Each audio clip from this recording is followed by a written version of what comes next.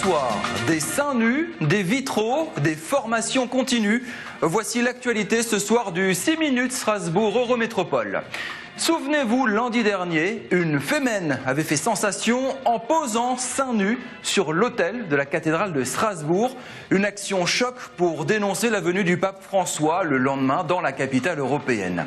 Ce matin, l'archevêque de Strasbourg, Monseigneur Gralet, a présidé une messe de réparation. Regardez la photo envoyée par les services de la cathédrale. On voit l'archevêque laver l'autel profané. On ne sait pas s'il utilise de l'eau bénite pour enlever toutes les traces de l'auguste postérieur de la demoiselle, certainement excommuniée depuis. Restons à la cathédrale avec ce véritable photocall. Il y avait de très nombreux journalistes. Pour eux, non, ce ne sont pas des stars hollywoodiennes, juste Véronique et Pierre-Alain. Ils vont fabriquer 2 nouveaux vitraux à l'occasion du millénaire des fondations de la cathédrale.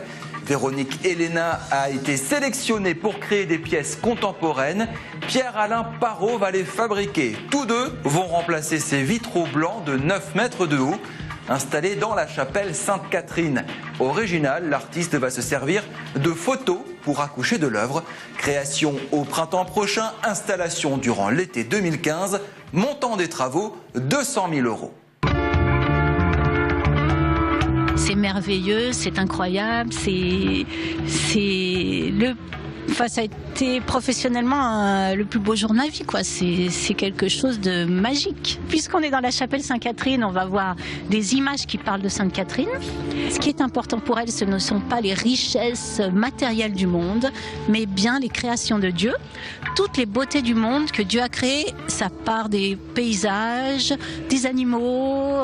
C'est très simple en fait, hein, les images, elles sont très simples. Il y aura aussi la figure monumentale du Christ qui sera dans lequel se fondra des portraits de gens. Voilà. On va remettre au jour en fait une technique qui existait il y a quelques années, enfin même fin 19e, par Maître Verrier qui avait développé ce qu'on appelle le vitrail photographique au début de la photographie avec la sensibilisation des plaques de verre. Et ce Maître Verrier avait trouvé la possibilité d'imprimer sur le verre nos techniques traditionnelles du vitrail. Ça a été abandonné parce que c'était des techniques assez fragiles et complexes. Et puis là, l'évolution de la technologie aujourd'hui dans le verre nous permet de revenir au vitrail photographique. Et si vous changiez de parcours professionnel, l'Université de Strasbourg a organisé une journée de promotion de la formation continue. Vous pouvez évoluer au sein de votre entreprise, changer de métier, compléter vos savoirs. Pour répondre aux besoins du marché, des formations clés en main sont créées pour les entreprises. Malheureusement, les outils sont peu connus du grand public ou le plus souvent, le salarié manque de confiance et de temps pour se lancer. L'année prochaine, un compte personnel de formation sera lancé avec à la clé une épargne de 150 heures que vous pourrez utiliser pour changer de parcours. L'an dernier, le service formation continue de l'Université de Strasbourg a accueilli 9000 personnes, dont des intervenants extérieurs comme Dominique, médecin, qui forme du personnel médical aux nouvelles techniques de lutte contre les infections nosocomiales chez les nourrissons. On devrait apprendre le métier, non, parce que c'est des personnes qui le pratiquent au quotidien. Il est quand même intéressant pour elles de savoir ce qui se pratique en néonatologie. Ça fera partie un peu de leur culture générale, je dirais. Mais disons, j'ai l'impression que sur le public qui est présent aujourd'hui, la plupart en bénéficieront. Il n'y a plus aujourd'hui de cadre dans lequel on ne soit pas obligé d'actualiser ses connaissances à minimum ou de se former. Et puis effectivement, toujours ce souci d'évoluer. Mais si on regarde aujourd'hui, on va assister à 2 changements d'attitude en termes d'achat de formation.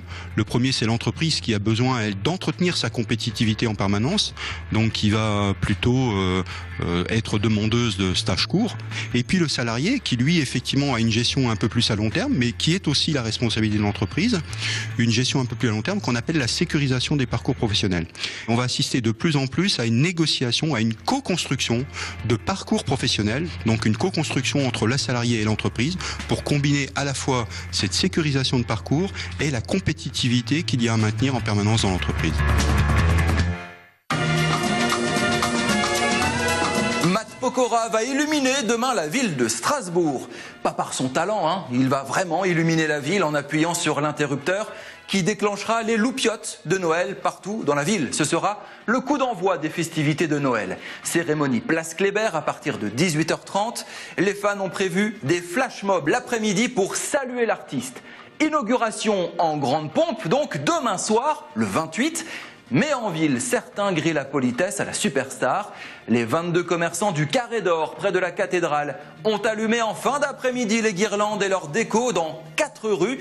Ils ont même offert du vin chaud et des bredouilles. C'est beau cet esprit de Noël où tout le monde se tire la bourre pour attirer le touriste photographe. On se quitte sur ces belles images. Cicerométro pour commenter l'actualité sur Twitter. Salut!